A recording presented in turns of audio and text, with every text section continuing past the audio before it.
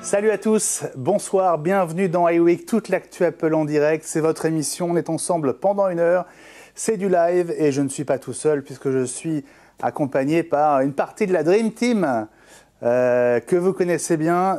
Je vous salue mes amis. Salut Elie, salut Gilles, salut François. Bonsoir. Bonsoir les amis.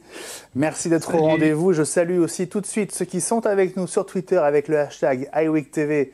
Que vous connaissez, il est là. Servez-vous de ce hashtag sur Twitter pour nous faire passer vos messages, faire remonter vos réactions, vos questions. On est à l'écoute, on est avec vous et vous êtes en train de nous rejoindre. Merci beaucoup. On est ensemble donc jusqu'à 21h. Vous le savez sur les box Orange, Free et Bouygues Télécom. Vous nous regardez aussi sur le site de Watch, sur Dailymotion, sur les applis, sur l'Apple TV. Bref, on est ensemble et ça tombe bien parce que l'actu est assez chargée en ce milieu de semaine. Dernier mercredi 2 janvier. Messieurs, je vais quand même vous dire bonjour à tour de rôle parce que ça me fait plaisir de vous retrouver. On va commencer par aller dans les Alpes-Maritimes. Salut Elie. Ah Elie, tu as figé. Tu es tout figé Elie. Bon, ça va revenir. Aucun doute sur le fait que ta fibre va faire des miracles. On se dirige du côté de chez Gilles. Salut Gilles. Salut Benjamin, bonjour tout le monde. Ah, ça fait plaisir de te revoir avec un polo désormais vintage. Oui, c'est un collector. Ah ouais. Je n'irai pas jusqu'à dire que je vais le mettre sur eBay, mais bon, je vais le garder précieusement. Bon. Je crois qu'on a retrouvé Elie. Ah, il est là, non, il est un petit peu immobile. Il va, voilà, ah, ça y est. Voilà. Ça y est. Je savais qu'Elie ne serait pas immobile très longtemps. Moins tu bouges, Elie, plus ça risque de marcher. Bon, le temps que tu te reconnectes et que tu arrives à retrouver tes petits bouts de paquets qui se perdent dans le cyberespace, on va aussi saluer François Le Truédic, notre prof préféré. Salut François. Salut Benjamin, salut tout le monde. Très heureux de vous retrouver ce soir pour une actualité qui est encore chaude bouillante. Chaude bouillante, chaude même, puisque les infos tombent quasiment en temps réel pendant qu'on se parle. Est-ce qu'Elie est de retour? Elie? Oui, tu es là. Oui, ça y est, il y a eu évidemment une coupure Internet, forcément, dès le début de l'émission. Ben oui, forcément. Bon, sinon, c'était pas drôle. On est très content de te revoir, Elie. Ça fait vraiment plaisir de te retrouver dans iWeek. Bah écoute, c'est gentil. Moi, je suis ravi d'être de retour. On disait tout à l'heure en antenne que ça fait un mois qu'on n'avait pas cette petite équipe et ça me manquait vraiment. Bah oui, parce qu'il y a eu les fêtes, il y a eu le CES, il y a eu plein de choses qui font que voilà. Donc ça y est, on est reparti pour le cœur de l'année et c'est vraiment super. On va évidemment consacrer une partie de cette émission aux résultats trimestriels d'Apple qui sont tombés cette nuit. Il y a beaucoup de choses à dire et je sais que Gilles a affûté ses arguments dans tous les sens. On va évidemment beaucoup parler de la Chine notamment parce que la Chine plombe un peu ses résultats et on va essayer de vous expliquer pourquoi. Mais avant ça, l'actu ce soir, c'est les relations entre Apple et Facebook avec, si vous avez bien suivi quand même, cette révélation de TechCrunch qui nous a appris que Facebook rémunérait certains de ses utilisateurs âgés de 18 à 35 ans, si je ne me trompe pas, ou 16 à 35 ans, 20 dollars par mois pour pomper tout ce qu'il y a dans leur téléphone. Il n'y a pas d'autre mot. 20 dollars, c'est donc le prix de la vie privée selon Facebook. Je résume un peu, mais c'est un peu comme ça que je le ressens. Et du coup, Apple a réagi. François, qu'est-ce qui se passe du côté de chez Apple ? Alors j'ai lu l'actu chaude parce que j'étais pas mal occupé aujourd'hui. Oui, visiblement ils ont décidé de révoquer des certificats, si j'ai bien suivi. Ouais, c'est quelque chose comme ça. Hein. Tout à fait. En détail, ça complique fortement la tâche des développeurs, si j'ai bien compris. Voilà. En gros, ça passe par une appli qui était disponible à la fois sur l'App Store et sur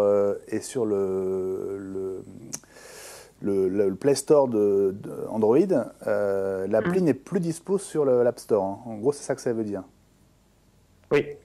Hein? Et ça veut dire en particulier que les développeurs en fait, de Google n'ont pas accès à leur plateforme de développement. Et donc ça, c'est extrêmement embêtant. Donc j'ai vu des commentaires en disant qu'ils allaient faire carrément une pile d'iPhone inutilisables ou d'iPad inutilisables parce que sans certificat, pas de connexion, donc pas d'appli. Et pour l'instant, Apple n'a pas étendu la mesure aux applications grand public parce qu'il y a quand même énormément d'utilisateurs qui sont sur iOS. Mais si ça s'envenime et qu'ils décidaient de couper même temporairement le certificat, ça veut dire du jour au lendemain, on n'a plus accès à Facebook. Donc, alors, ni à Instagram, il y a toute une série, ni à Messenger. Les applis qui sont liées à... ça c'est pas du tout encore le cas. Hein. Si jamais ça se durcit, on va dire, ça pourrait aller jusque-là, mais ça me semble pas vraiment envisageable. En revanche... Non, mais par contre, les versions bêta et alpha qui sont en cours de développement, ils ne peuvent plus bosser dessus, ils ne peuvent même pas les publier sur le store. C'est-à-dire qu'on est figé à la version actuelle tant que le conflit n'est pas réglé. Oui, absolument. Bon, on va dire que les relations sont un peu compliquées hein, entre Tim Cook et Mark Zuckerberg depuis l'affaire Cambridge Analytica. On se souvient des critiques quand même assez puissantes que Tim Cook avait envoyées vis-à-vis de Facebook sur le non-respect de la vie privée des utilisateurs. Voilà. Et puis il y a eu le piratage. Il y a eu un piratage aussi d'énormément de comptes utilisateurs et donc ils ont eu aussi une faille de sécurité. C'est vrai. C'est pas leur année à Facebook. Alors, Apple n'est pas bien placé pour parler de ça aujourd'hui, hein, mais on va y revenir tout à l'heure. Hein, bon, voilà. Il y a un petit souci avec FaceTime si vous avez vu un peu les news. On va en reparler évidemment. La deuxième info là, du jour avant qu'on passe aux résultats trimestriels, c'est une nouvelle qui nous fait quelque chose, on va dire. Pas forcément dans le bon sens du terme. Ce quelque chose, c'est les négociations exclusives qui se sont engagées entre les fondateurs de Molotov et le groupe Altis pour que Molotov rejoigne donc la maison mère de BFM TV, RMC, etc. De SFR. Et oui, de SFR aussi. Tu as tweeté, François, juste avant l'émission, Rest in peace Molotov. Ouais, parce que SFR est quand même pas réputé pour sa bienveillance légendaire par rapport à pas mal de services. Il y a encore eu des news aujourd'hui comme quoi il y avait des forfaits qui étaient augmentés à l'insu, enfin quasiment à l'insu des abonnés. Enfin, SFR est pas réputé pour ses politiques au top, quoi. Donc personnellement, j'utilise Molotov et je suis très triste d'imaginer ce changement de bannière et envisager peut-être des services encore plus payants. Oui. Voilà, ça laisse un peu perplexe. Il y avait des négociations avec Orange, avec France Télé, mais visiblement maintenant c'est exclusif avec Altis. Donc on peut supposer qu'il va y avoir un bon rachat pur et simple. Il faut rappeler que l'année dernière, il y avait eu effectivement des rumeurs d'acquisition par les grands groupes historiques de médias audiovisuels. Hein. Il avait été question de TF1, de France 2, d'M6 notamment, je crois. Et puis ça n'avait pas abouti. Eux-mêmes avaient décidé de s'allier pour créer Salto, donc leur plateforme qui est censée concurrencer Netflix, mais avec un budget ridiculement bas. Donc on se demande ce que ça va donner. Et puis là, donc Altis va sans doute mettre la main sur Molotov. Voilà. Alors, il faut attendre un tout petit peu, mais ma crainte, un peu comme François, c'est connaissant SFR, c'est que le service devienne évidemment payant et qu'il n'y ait pas de partie gratuite, et deuxièmement, presque s'il a un avantage compétitif, qu'il soit réservé aux abonnés SFR pour faire venir des gens dans leur plateforme, parce que c'est ça qui les intéresse. Bien sûr. Et donc, du coup, si on ne peut plus s'y connecter, si on n'est pas chez SFR, on ne va plus l'utiliser. Moi, je sentais venir un peu cette chose-là, et du coup, je suis passé de Molotov, et rappelez-vous que ça avait été mon appli préférée l'an dernier. Hein. Je suis passé à MyCanal qui ont fait d'énormes progrès au niveau de l'interface et des performances. Mais il faut être évidemment abonné Canal. Donc, bon. Ah oui. Alors, moi, je vais pas trahir un secret en vous disant ça, mais depuis la création de Watch, depuis la création de Molotov plus exactement, je lorgnais sur Molotov pour Watch. Et à la fin de l'année dernière, donc il y a quelques mois, on était à ça d'arriver sur Molotov. Et en fait, ça n'a pas pu se faire parce que ce qui a été officialisé aujourd'hui était dans les tuyaux. Et donc, ils avaient gelé toutes les toutes les intégrations Négociation. de nouvelles chaînes. Voilà. Ah, oui. On est arrivé, voilà. Et bon, donc, bon, moi, je ne sais pas trop quoi en penser. Voilà. Je vais attendre de voir. Je vais être le plus raisonnable des 4. Même si Gilles n'a pas encore parlé.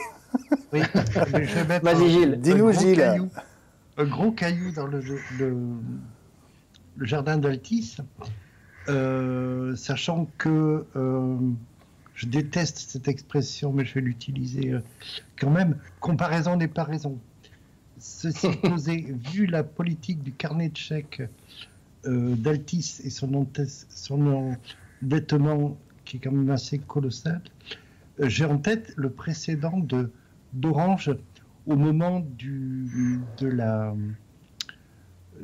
grande vague et la bulle Internet des années 2000, où France Télécom à l'époque avait acheté tout et n'importe quoi, y compris un certain nombre de pépites, comme à l'époque était à la page, je ne sais pas si vous vous souvenez, oui. qui était l'équivalent d'Amazon, et qui était largement devant Amazon en ce qui concerne les livres et la musique. Et ils ont racheté à la page, et ils n'en ont rien fait en le laissant mourir de sa belle mort. C'est le risque, hein, c'est le risque avec les rachats. Ah oui. C'est le risque avec les rachats et les endettements colossaux quand le crédit devient plus cher ou que les bulles se dégonflent. Ensuite, on va au plus pressé et puis on se débarrasse, on brade ce qu'on avait acheté plus ou moins au prix fort, on laisse dépérir et on met les gens dehors, quoi, après avoir expédié des affaires courantes. On n'en est pas là, fort heureusement, mais bon, comme dit François, l'avenir dira ce qui va arriver. Ouais, enfin bon. Je voudrais dire 2 mots de contextualisation par rapport à Facebook.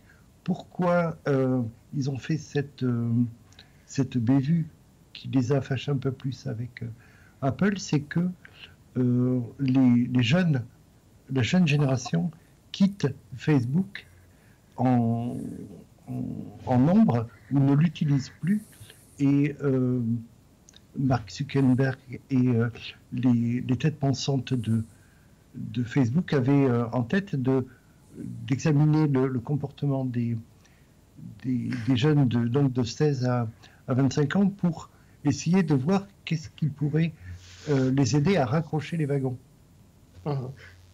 Sachant que ce sont les trendsetters, c'est-à-dire ce sont eux qui font la mode de demain et les gros bataillons des utilisateurs. Or, ils ont besoin, comme ils vivent de la publicité, ils ont absolument besoin d'être l'application dominante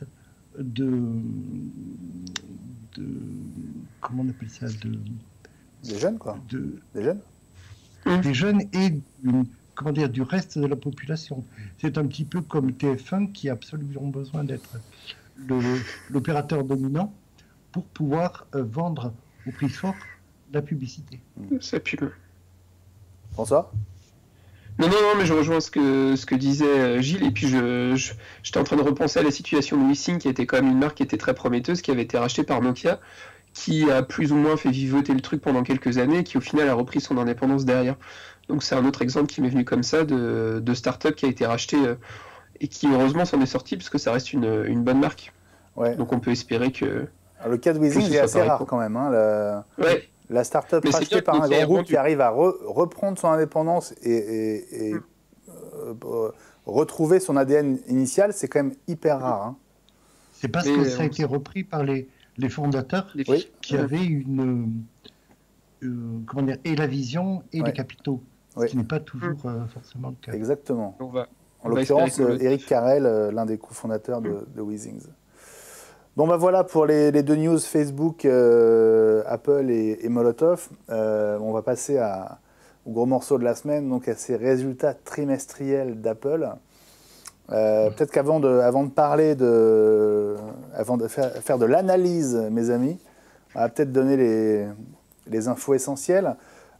Si je vous dis 84 milliards de dollars, on parle donc du trimestre qui s'est terminé le 30 décembre. Hein. C'est ça. Le trimestre de C'est le Noël. trimestre de Noël, quoi, pour simplifier. C'est censé être le plus gros trimestre de l'année. Oui. Donc un chiffre d'affaires en recul de 5%.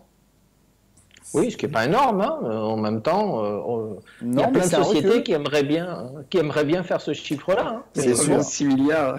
Oui, mais on n'en a jamais assez, tu sais, quand Oui, plus on est dans la plus on en finance, mon cher Eli. c'est vrai. Alors, si on prend les grands secteurs, l'iPhone, c'est patatras, moins C'est ça, 15%. exactement. Ça, c'est énorme. Moins 15%. Sachant que les ventes d'iPhone représentent plus de 50 milliards de chiffre d'affaires sur le trimestre. Donc, quand vous enlevez 15% de cette partie-là de votre chiffre d'affaires total, c'est énorme. En revanche, tout le reste est dans le vert, et de manière assez spectaculaire, parce que le Mac fait plus 9% Oui. sur un an. L'iPad fait plus 17%. Il avait beaucoup baissé en même temps. Hein. Ouais. Et Il remontait déjà depuis l'année dernière. Ouais. Mhm. Oui, Si, ça avait depuis la remonté fin, un oui, peu avec l'iPad 6. effectivement. Et juste les wearables, donc l'Apple Watch et AirPods, plus Plus 50. 33%. Et HomePod. Oui. Dans wearables, HomePod? Non, Non, Non, le c'est HomePod du- n'est pas dans le... non. je crois Ah, pas. pardon. Non, C'est du home, mais c'est dans le Je même crois pas. sac. En fait, dans la répartition, il y a en fait un camembert dans MacRumors qui explique ça très bien. On voit que la part de l'iPhone, c'est 62% des ventes Apple. Ils ont été jusqu'à 75. Hein, donc 62, ça reste quand même énorme. L'iPad représente 8%. Le Mac, maintenant, représente 9%. Donc, même si ça a augmenté, Ouais. il faut bien voir ça. Après, il y a les services qui représentent 13% en forte augmentation. Et puis après, il y a autres qui représentent 9%. C'est-à-dire que dans autres Apple, on vend autant que toutes les ventes de Mac. Et dans autres, il doit y avoir Apple Music, il doit y avoir les téléchargements et tout ça. Mais ça représente autant que les ventes du Mac. Ouais. Il y a les services. Alors pour l'iPhone, il faut dire un truc, c'est que, alors d'une façon générale, je le rappelle assez souvent, on peut mentir à ses électeurs en démocratie, mais pas à ses actionnaires. Et dans la lettre de Tim Cook aux actionnaires, il avait annoncé le poids de la Chine. On peut dire que les résultats d'Apple cèdent pied à pied par la Chine.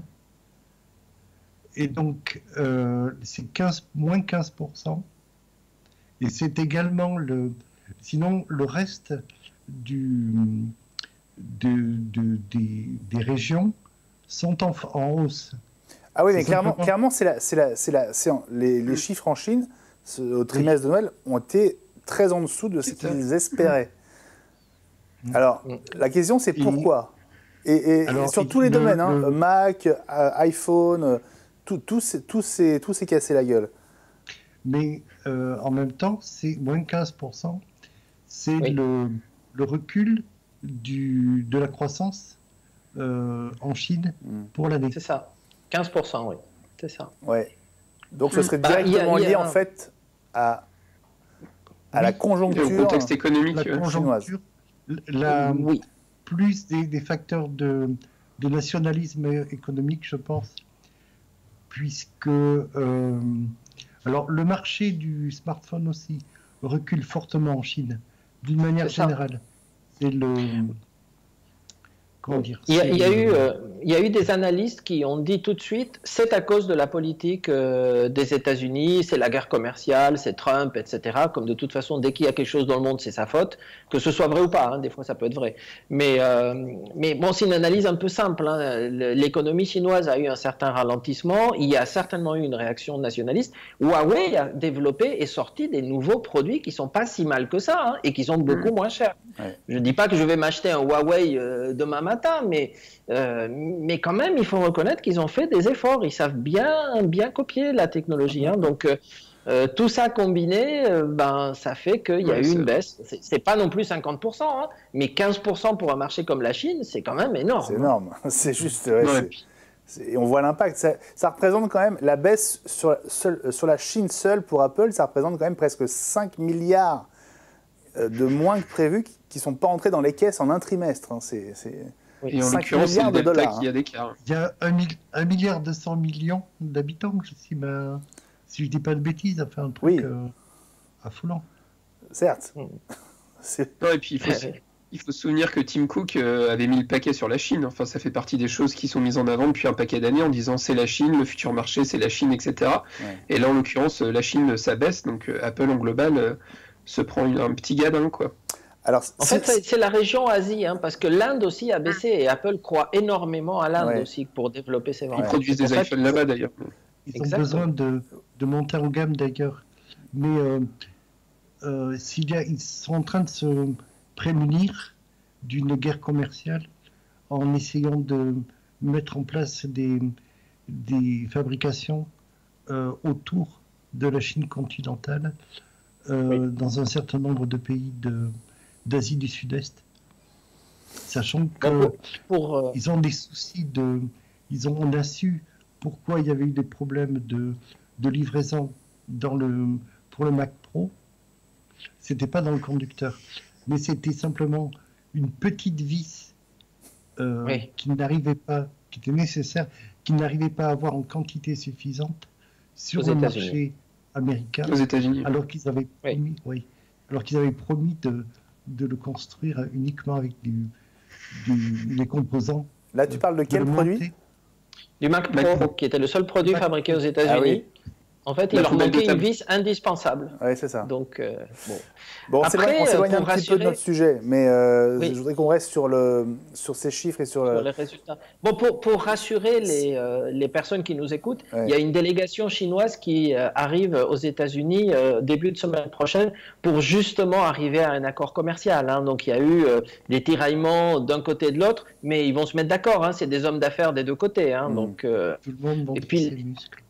Mais quand même, si vous écoutez la conférence téléphonique qui a eu lieu cette nuit, et qui a lieu à chaque fois qu'Apple annonce ses résultats trimestriels, en fait, c'est Tim Cook qui commence à chaque fois par une sorte de mise en contexte. Il donne vraiment les chiffres principaux. Après, tout le détail est laissé au directeur financier. Mais Cook a énormément...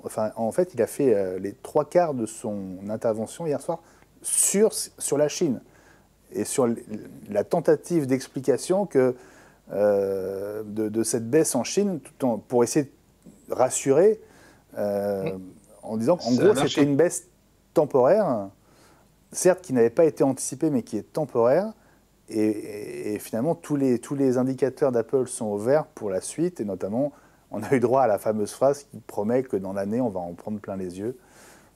Oui. Voilà. C'était le cas l'année dernière aussi. Voilà, mais à chaque fois. Vrai. Mais les analystes sont d'accord. Hein. Les principaux analystes disent que le problème iPhone est sur le point de se régler. Et d'ailleurs, c'est assez curieux parce que l'iPhone, justement, ne faisait pas partie des produits qui auraient pu être taxés et qui auraient pu poser un problème. Donc Apple et l'administration américaine avaient soigneusement laissé l'iPhone à l'écart parce qu'ils savent que ça représente de trop grosses sommes. Oui, bien sûr. Mais ça va repartir. Après, ce qu'il faut, c'est les autres infos qui viennent après cette analyse des résultats, c'est qu'Apple reconnaît et ça c'est incroyable, hein, qu'Apple reconnaisse que certains de ses produits sont trop chers, c'est bien la première fois en 40 ans, hein, et qu'ils sont prêts à baisser le prix des iPhones dans certains pays, ils ne disent pas lesquels, mais on pense évidemment fortement à l'Asie. Donc, mais c'est pas parce qu'ils sont trop chers en tant que tels, c'est parce que l'évolution du cours des devises par rapport au dollar fait que dans certains pays, ils sont devenus trop chers. Mais c'est une explication polie. Ils vont jamais reconnaître ça. En fait, c'est une sorte de geste de bonne volonté. On est prêt à compenser la fluctuation des devises en baissant les prix pour qu'en gros le prix dans la devise locale reste le même qu'avant. C'est le b.a.-ba du marketing, d'une part, puisque le prix est un facteur psychologique. Mais bon, je prends souvent la défense d'Apple, mais j'ai un petit peu de mémoire aussi. Ça fait bien 2 ans qu'ils chouinent que comment dire, le niveau du dollar par rapport aux autres monnaies les handicaps. Donc, à un moment donné, il va falloir qu'ils prennent des mesures. Soit ils assument ce prix Ouais. et qu'ils tiennent leur position, soit effectivement ils considèrent que c'est un facteur discriminant qui les plombe, et à ce moment-là, ils prennent les mesures avec les marges brutes et qu'ils dégagent, ils sont de l'ordre de 30%. Ils sont au-delà. Il faut qu'ils Sur le hardware, ils ont largement de quoi faire par rapport au reste de l'industrie. Non mais attends, Gilles, si c'était une petite société avec des problèmes de trésorerie, etc., je comprends. Le problème d'Apple, c'est que les prix, aujourd'hui, entre le dollar et l'euro, ce qui nous intéresse aujourd'hui, c'est totalement disproportionné. En plus, ça fait 2 ans qu'on dit, mais c'était déjà le cas avant, que certains produits sont trop chers. La barre psychologique des 1 000 € n'est pas propre à l'iPhone. Elle s'applique aussi au Samsung, etc. Aujourd'hui, les consommateurs ne sont pas prêts à payer 1 600 € pour un téléphone, en tout cas, à part quelques-uns qui sont richissimes. Ou alors, il faut qu'ils soient tellement exceptionnels, ça a été le cas de l'iPhone 10, qui était une vraie rupture, où les gens n'ont même pas regardé le prix, ils ont dit « on le veut ». Et ça a été au-delà de toutes les prévisions et ça a été un produit exceptionnel. Après, les gens regardent. Maintenant, avec 275 milliards d'argent en banque, même pas placé, trésorerie, ça fait partie des résultats, tu vas pas me dire qu'ils peuvent pas sacrifier quelques petits dollars pour réajuster les prix. Hein. Je veux dire, ça ne met pas en péril la boîte. Hein. D'autant que mécaniquement, ça fera peut-être plus de ventes. Mais oui, mais bien sûr que oui. Ouais. Mais ils nous écoutent pas. Élie, j'ai du mal à me faire comprendre. C'était bien ce que j'essayais de faire passer, qu'ils avaient largement de la marge pour ajuster les prix. Ils l'ont fait. Dis-le comme ça. Oui. Là, on a tous compris. Voilà. Oui. Il y a aussi le problème de la subvention et de l'allongement des cycles. Ah oui. Ça, c'est vrai. Ce qui est plutôt pas mal. On en parlait les semaines précédentes avec Swift. C'est pas le problème de la subvention, c'est le problème de la disparition des subventions. Oui, c'est ça. Et tu parlais, Ellie, de 90% des chiffres Apple.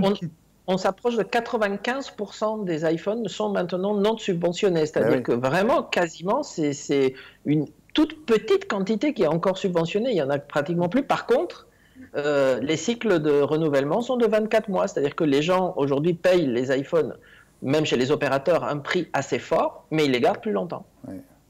Oui, au-delà de 24 mois, puisque le cycle de renouvellement habituel était 24 mois avec la subvention par les opérateurs. Oui, parce qu'ils étaient engagés. Mais maintenant, ça reste du 24 mois, c'est les chiffres à...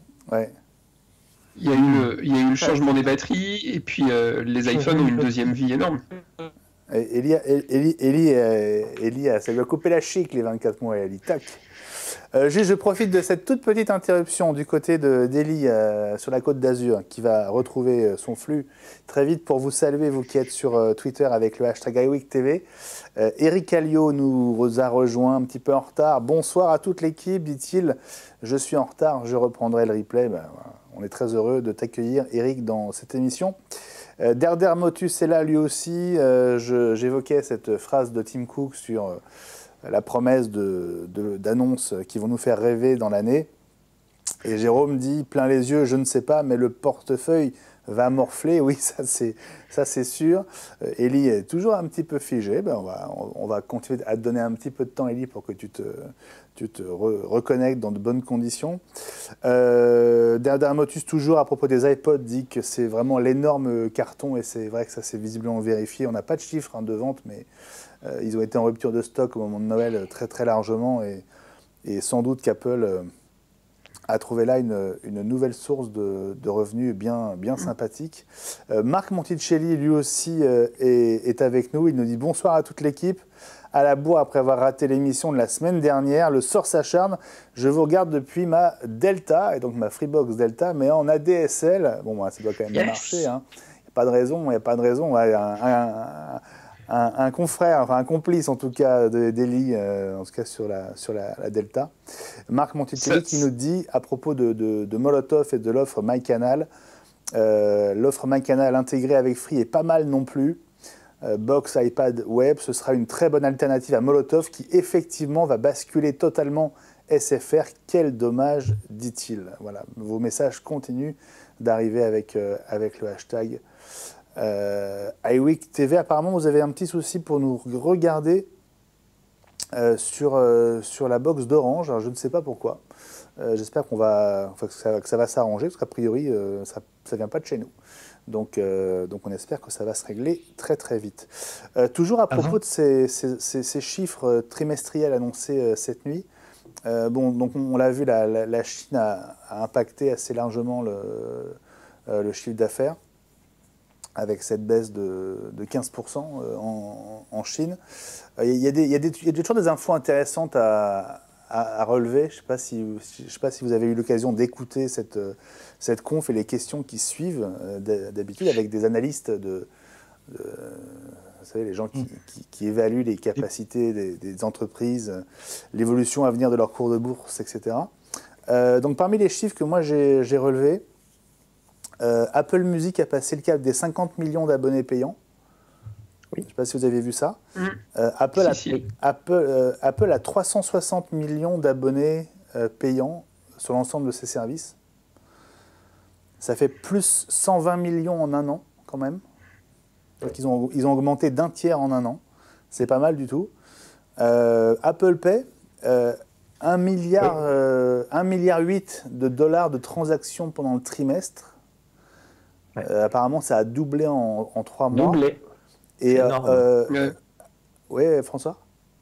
Non, je dis, le chiffre me paraît pas sur l'ensemble du monde, c'est pas fou non plus. Il n'y a que 22 pays, je crois, où c'est disponible. C'est peut-être ça aussi. Ouais. Apple Pay. Ouais. Et par exemple, il paraît que c'est un gros carton en Allemagne, a dit Tim Cook. Il a donné l'exemple de la Deutsche Bank, selon laquelle ils ont eu plus d'activations en une semaine pour Apple Pay que pour Android Pay en un an. Oui, après ça s'adresse aux geeks aussi, et je pense que la base Android doit être plus énorme et les gens ont peut-être moins la fibre de se dire je vais payer avec mon téléphone. Ah, quand même. Vu le parc, c'est quand même pas mal, je trouve. Oui, c'est vrai. Il y a eu un chiffre aussi assez impressionnant qui est le record pour l'instant de vente en un seul jour sur l'App Store. 322 millions de dollars le jour de l'an. 322 millions en un jour, ça nous laisse tous rêveurs. Ouais, pas mal. On aimerait faire ça. Et par rapport à ce que disait Gilles, ça a été confirmé. Hein, donc le chiffre, la marge sur le hardware est de 34,3. Hein. La marge brute, 34,3. Donc on en rêve aussi hein, quand on voit la marge que nous laisse Apple à nous pauvres distributeurs. C'est ça. Non, c'est la marge brute, c'est-à-dire sans le transport et sans le marketing. Mais il reste quand même. Mais il reste rien alors. Non, il reste de quoi faire. Bon. À propos du 63% pour les services, hein, quand même. La marge Apple pour les services, 62,8. Hein. C'est pour ça qu'il est plus énorme. Pour ce qui est de l'allongement des cycles et donc des questions-réponses avec les analystes, Tim Cook laissait entendre que il ne voyait pas il voyait cet allongement des cycles d'un bon œil. Et il faut dire que en même temps, ça leur donne des arguments par rapport aux procès en sorcellerie qui leur sont faits à propos de l'obsolescence programmée. Moi, je dis qu'il va finir par se lancer en politique. Hein. Quel beau discours pour justifier un allongement de cycle. Hein. Il est trop fort. Moi, je pense que si Apple pouvait faire des cycles constants, il ne s'en priverait pas. Hein. C'est moi qui le sous-entends, Elie. Ah oui, parce que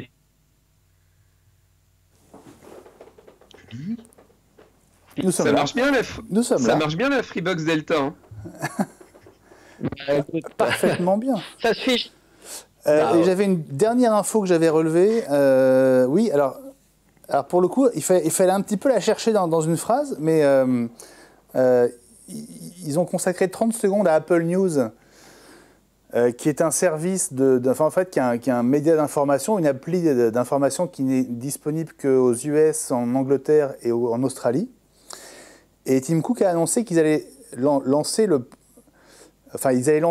ils allaient effectuer le premier lancement bilingual au Canada dans l'année. Et si c'est au Canada, c'est probablement en français. C'est évoqué, ouais. Et donc, si c'est en C'était dans les français, rumeurs de la il est semaine. probable que la France soit un pays un des prochains pays où Apple News va être lancé. Enfin, c'est juste de la déduction, mais En je fait, me dis que oui. Mais c'est un choix des flux, parce qu'aujourd'hui, Apple News, on le reçoit déjà dans les iPhones, mais ce sont quelques news avec des sites qu'Apple a choisis. On ne peut pas choisir soi-même les centres d'intérêt, les news qu'on veut recevoir, etc. On reçoit en vrac ce qu'Apple veut bien qu'on reçoive. c'est les 4 news qu'on reçoit dans les notifications, en fait, c'est ça. C'est ça. Et que personne ne sait comment elles sont choisies. Voilà. Mais que ça fait monter le trafic des sites choisis par Apple de façon exponentielle. Monstrueusement, ouais. Donc c'est pour ça que c'est un gros enjeu. Alors ça n'a pas été annoncé clairement, mais a priori, si Apple News arrive en version française, enfin franco-canadienne, québécoise, on va dire, il ne serait pas impossible que le prochain pays concerné soit la France après. Voilà. Juste mon intuition. Voilà, mon intuition.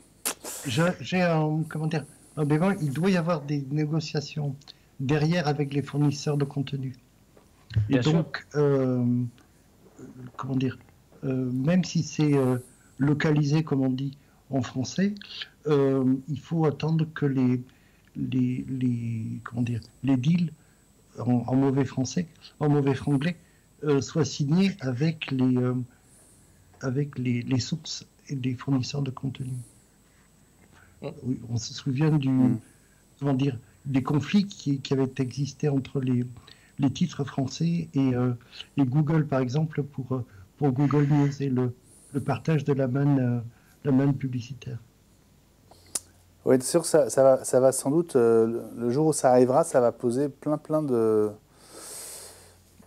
problèmes. Oui, de problèmes, oui. Enfin, de problèmes et de jalousie et voilà. Ça va être une grosse bataille pour effectivement devenir référencé ou pas sur Apple News. Voilà les amis, je pense qu'on a à peu près fait le tour de la partie résultats. À moins que vous ayez on autre n'est chose pas à inquiet dire. pour Apple. Hein. Non, on n'est pas inquiet. Hein. L'action a monté de un peu plus de 5% à l'ouverture de la bourse aujourd'hui, donc je pense qu'il y a de quoi... Donc ça va. Ouais, comme le dit Eli, on n'est pas inquiet. Il y a un petit peu de réserve derrière quand même. Voilà, ça, il y a un petit peu de réserve, exactement. On va pouvoir passer au reste de l'actu, si vous le voulez bien, avec des infos qu'on a tous glanées ces dernières heures et ces derniers jours. On va évidemment revenir tout à l'heure sur le bug de FaceTime, de FaceTime Group. Voilà, qui est assez croquignolesque. Mais on va peut-être commencer. Oui, François, tu nous fais des... J'essaye de chatouiller Eli pour le faire revenir, mais ça n'a pas l'air de marcher. Ah oui, d'accord, oui, c'est vrai. Eli a encore figé, c'est vrai. Oui, c'est ta Freebox Delta, ça qui marche très très bien, en fait. C'est ça, Eli. C'est pour ça que tu te charriais.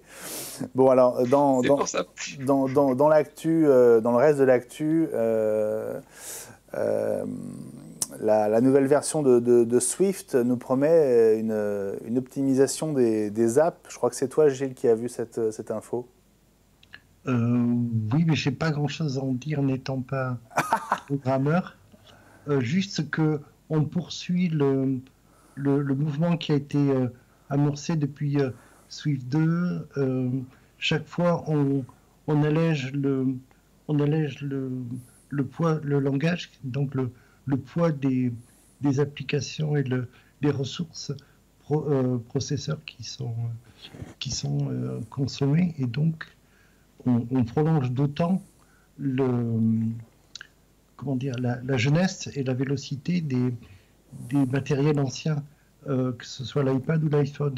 Et donc, mécaniquement, on rallonge les cycles de renouvellement, puisque la sensation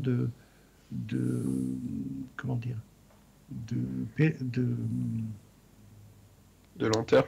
d'usure, oui, et de lenteur du matériel est bon perceptible. Ce qui est normal pour une perception d'ailleurs. Je m'excuse.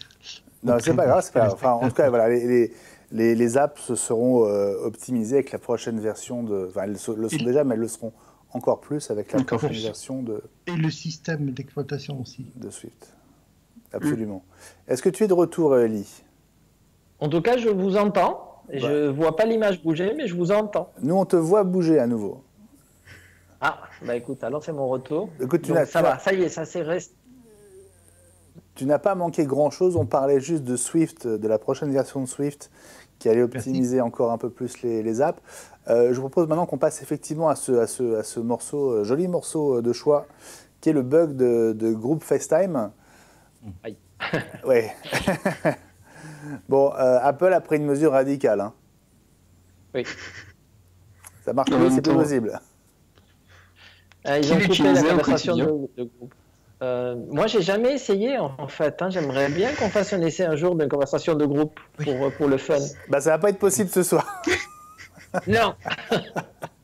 C'est pas possible aujourd'hui.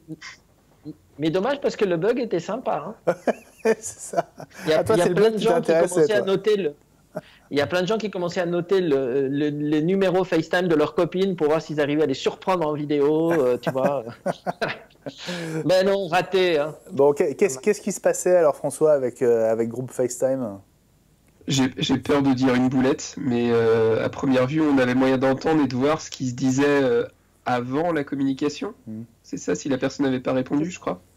En fait, c'est un jeune qui, en jouant à Fortnite, ce jeu très prenant, a trouvé le bug parce qu'il essayait en fait de faire un geste à l'écran pour revenir à une autre application et il s'est rendu compte que en lançant une conversation de groupe, donc en appelant quelqu'un, il suffisait de faire un geste vers le haut de façon à ce que le micro de la personne s'active, mais la personne ne voyait pas qu'il y avait un appel. Et en faisant un geste, c'est la caméra qui s'activait. Et donc, on pouvait voir la personne en face sans qu'elle sache qu'elle était appelée. C'est ce qui est assez énorme. Hein. Comme bug, franchement, j'en ai pas vu d'aussi gros depuis des années. Hein. Ouais. Bon, il faut dire que surtout pour la vie privée des personnes en face, c'est quand même un peu chaud. Hein. Parce que si tu ne sais pas que tu es appelé, tu peux faire des tas de choses. Hein, bon, donc, oui. Voilà. Tu penses à quoi, par exemple? Au pire. Au pire, bon, effectivement. Encore faut-il avoir un iPhone branché et braqué sur soi, hein, mais bon, ouais. On ne sait jamais. Bon, c'est quand même les débuts de groupe FaceTime sont un petit peu rock'n'roll, hein, parce qu'on se souvient que le lancement avait eu lieu, puis en fait il avait été reporté parce que ça marchait pas. Finalement, le groupe FaceTime était sorti, et puis là on se prend ce bug qui fait que Apple retire tout en fait. Rétropédale, ouais. Mais par contre, le plus drôle, c'est qu'à la télé, tous les opérateurs font la pub de groupe FaceTime et tu vois ça tout le temps. Tout le temps, avec Elvis, avec le jeune homme qui essaye d'attirer sa douce avec un cœur alors qu'elle n'est pas chez elle, malheureusement, et qui tombe sur son père. Enfin, c'est super drôle comme pub, mais malheureusement, le produit, il ne marche pas, pour l'instant. Ben oui. Bon, ça fait partie des choses qui arrivent. Ça va sans doute être résolu assez vite. Hein. Je pense que. Apple, avant la fin de la semaine, il y aura un correctif de sécurité, ils ont dit. Gilles? Apple a plusieurs équipes dans des cas comme ça qui travaillent. Elles sont réparties tout autour du monde et elles travaillent à tour de rôle en fonction des fuseaux horaires, de manière à ce que le bug soit résolu le plus rapidement possible. En fait, la manip consistait à générer un appel FaceTime et en fait à ajouter le même numéro une deuxième fois, si j'ai bien compris. Il y a une vidéo qui le montre dans un des liens. Je suis pas sûr de pouvoir la passer. Est-ce que je vais réussir à la passer? Soyons fous, tentons le coup. Je suis pas sûr de pouvoir la passer. Bon. Mais sinon, on mettra le lien pour ceux qui veulent le voir. On vous mettra le lien. Voilà, bon, on peut parler pendant qu'on pendant qu'on la voit tourner sur la page de MacRumors. Il a un beau suite. Hein. Il a un beau suite, c'est sûr. Et là, je crois que c'était la pub. Ça va arriver là, juste Ouais. après. On lève le petit X parce que tu vois la petite annonce qu'on. Voilà. Non, ouais, encore une petite annonce parce que sinon on ne voit pas ce qui se passe derrière. Du coup, on va rater. Voilà. Bon, bah il y a des annonces. Hein. Tant pis. Sinon, il faut cliquer sur le lien YouTube et là, tu l'auras en plein écran. Mais bon. Alors j'essaye, je me bats contre. Oui. Je me bats pour enlever les apps, pour enlever les pubs. Ça y est, c'est bon. Voilà. Alors je l'ai pas regardé avant, et on n'a pas le son. Non. Et donc là, du coup, Il faut dire qu'il avait été signalé par un petit jeune. Oui, une semaine avant. Une semaine avant, qui n'avait pas dû tirer et la Apple bonne n'en a pas sonnette tenu d'alarme. compte et ils ont. Ouais. Il y a un article derrière qui explique ça. Hein. Donc, il l'avait signalé une semaine avant et Apple n'avait pas écouté. Ils ont dit non, n'importe quoi. Bon, ben, d'accord, bien joué. Il a fallu que la maman crée un compte développeur pour réussir à poster un message de bug, un report bug sur l'interface adéquate. C'est dingue. Ils n'ont pas dû tirer la bonne sonnette. Ben, j'imagine le pauvre garçon qui appelle l'assistance Apple en disant j'ai trouvé un bug dans le groupe FaceTime et les autres qui ont dû lui rire au nez en disant il s'appelle Benji Mob, hein, celui qui a découvert le bug. Ah bah tu vois un prénom prémonitoire. Je suis pour rien. Hein. C'était toi en fait. Hein. Tu jouais à Fortnite et évidemment toute la presse mondiale s'est emparée de ce bug qui est très visuel en plus, donc. Mais oui, quand j'ai vu la photo de loin la première fois, j'ai cru que c'était Audrey. J'ai dit ça y est, Audrey a trouvé quelque chose. Mais non, après en regardant de prénom, c'était pas elle. Mais j'ai dit, elle a trouvé le bug, c'est elle. Le plus dingue, c'est que les Américains sont quand même toujours très très forts parce qu'il y a donc déjà un procès qui se prépare. C'est un avocat de Houston qui a déposé plainte contre Apple en affirmant que son iPhone avait permis à quelqu'un d'écouter le témoignage, enfin la déposition d'un de ses clients dans le cadre du secret professionnel, quoi. Voilà. Ça, il faut qu'il puisse le prouver parce qu'Apple a des logs pour tout ça. Hein. Bien sûr. Ben, on va voir, on va suivre ça. C'est pas gagné encore, mais il n'a pas perdu de temps en tout cas. Hein. Il y a 364 milliards à gratter, non, c'est ça, ou 265, je sais plus le chiffre. C'est ça. 245 milliards en banque. 245 milliards. Ça fait quand même pas mal d'argent pour pour faire traîner les procès et épuiser les recours. Donc. Ouais, mais Apple a des avocats payés de toute façon à l'année. Hein. Ils vont même pas, ils vont prendre un de l'équipe et vont dire tiens toi, occupe-toi de ça. Bon, apparemment, Apple avait été prévenu par une cliente dès le 20 janvier. N'aurait pas réagi tout de suite. Bon. C'est ça. Une semaine. Petite semaine. Ouais, bon. Enfin, voilà, ça va être réglé. De toute façon, très honnêtement, groupe FaceTime, ça sert. Enfin, je connais personne des gens qui l'a tous les utilisé. jours, mais pour le commun des mortels, c'est quand même pas. Pour les orchestres, Elvis Presley dispersés aux quatre coins du monde, c'est indispensable. Hein, si jamais vous voulez faire pour un orchestre symphonique, Elvis c'est pas Presley mal. de groupe. T'as raison. Bah oui. T'as raison. Bon, revenons à Apple et à ce qui se prépare pour la suite de l'année 2019. Oui. Hein, si on parlait un peu de vidéo. Non, moi je voulais parler de l'iPad mini, mais tant pis, parlons de vidéo. On garde le meilleur pour la fin, Eli. Bon, l'Apple Mini, on va en parler, Eli, je te promets. Non, la vidéo, parce Netflix. que... oui, il est question d'un service Apple à la Netflix. Alors, il y a deux sujets différents. Hein. Il y a la vidéo et les jeux vidéo. Et les jeux, exactement. Il y a les deux. Quand tu dis Netflix, François, tu fais référence aux jeux vidéo. C'est ça. Non, la partie vidéo. Non, mais la comparaison avec Netflix était faite sur le jeu. Ouais. Oui. Benjamin a raison. Oui, mais il n'empêche qu'ils veulent proposer leur service de streaming vidéo aussi. Oui, mais le mot Netflix a été utilisé pour le jeu vidéo et pas pour la vidéo. Oui. Mais ça marche pour les deux. Mais tu sais pourquoi? C'est parce qu'Apple, en termes de jeux vidéo, ils ont un tel parc qu'ils pourraient lancer un service d'une taille comparable à Netflix dans le jeu vidéo. Alors que pour les vidéos elles-mêmes, avant qu'ils arrivent au niveau de Netflix, il va leur falloir un petit moment. Hein. Et je le prouve. Mais yes. Je sais que tu as raison, Benjamin, je le sais. Non, il y a effectivement 2 projets apparemment en parallèle. Hein, ce Netflix pour les jeux vidéo.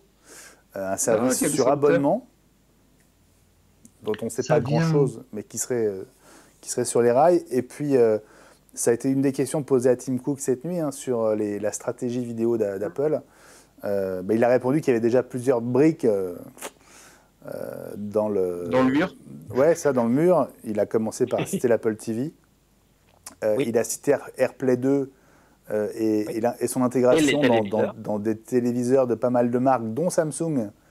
Ça a été une des annonces au moment du CES. Et puis, il a expliqué qu'il y avait des choses qui allaient être lancées dans l'année, mais qui ne pouvaient pas en parler. C'était trop tôt. Certains évoquent le mois de mai pour le lancement de l'offre de streaming de vidéos. Ouais. Oui, j'ai même vu avril, moi. J'ai vu avril. Oui, mi-avril. Une annonce mi-avril. Ouais. Au printemps, quoi, on peut dire au printemps. Oui. Mais il y a des gros noms qui ont signé. Hein.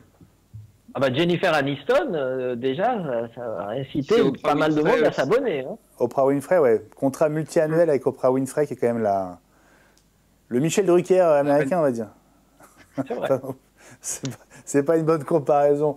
Mais ils vont avoir un peu de mal. Ils vont avoir un peu de mal. Après, je sais pas, ils vont peut-être nous sortir des séries incroyables, on ne sait jamais. Mais quand on compare aux services qui marchent aux États-Unis, c'est-à-dire HBO ou Netflix, donc vidéo à la demande sur abonnement, eux se démarquent des chaînes de télévision. Amazon, oui, Prime, qui est très très bien. Hein. Moi, je le regarde très souvent. Il y a la série sur Jack Ryan qui est vraiment géniale. Et puis, il y a Grand Tour pour ceux qui aiment les voitures. Donc, j'adore Amazon Prime. Mais en tout cas, ces 3 services se distinguent de la télévision américaine traditionnelle parce que comme c'est par abonnement, ils peuvent faire des choses un peu plus olé, on va dire. Hein. Donc, on voit dans des trucs comme Game of Thrones et autres séries, il y en a une nouvelle qui bat tous les records sur Netflix en ce moment qui s'appelle Sex Education.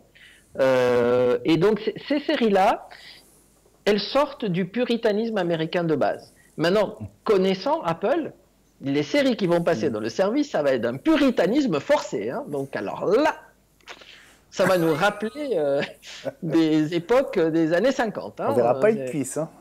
Ah non, alors ça... Non. Même pas un nombril. Même pas un nombril. Bon, c'est quand même assez étonnant, sachant que Disney va lancer son service de streaming en parallèle aussi. Il y aurait quand même pu avoir une synergie entre les deux à un moment ou à un autre. Oui, le parallèle, c'est qu'on ne verra pas de cuisse non plus hein, chez Disney, si je peux me permettre. C'est ça. Ça dépend de la taille de la robe de la reine, hein, de la princesse. Je ne sais pas laquelle, mais... Avant de passer à l'iPad mini, question de Bfred sur Twitter avec le hashtag iWeekTV. Avez-vous une date de dispo de l'ECG, donc de l'électrocardiogramme, sur l'Apple Watch 4 en France? Non.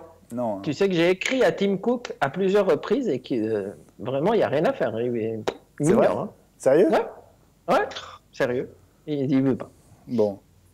Et on a une autre question qui t'est destinée à toi, Ellie. C'est Kim M qui te demande à quoi, selon toi, Ellie, ressemblera le nouvel iPod, si iPod il y a évidemment. Le problème, c'est que j'ai déjà dit par rapport à l'émission de la semaine dernière que moi, je n'y crois pas du tout. Hein. Donc, à mon avis, ça va ressembler à rien. Ouais, c'est ça. Mais ils sont capables de le faire parce qu'il est dans le code. Ils sont capables. Mais s'il ressemble à quelque chose, il va ressembler, à mon avis, à un iPhone, mais quoi? Un 7, un 8? Parce que s'il ressemble à un 10R ou à un 10, à mon avis, ça va être compliqué. Ouais. Donc, ça sera un grand écran très léger, très mince. Ouais. Mais bon. Est-ce que il n'y a pas la partie GSM. Est-ce que les iPods précédents ont des appareils photo? Oui. L'iPod Touch, oui. Oui, et même du FaceTime. Oui, c'est de l'iOS.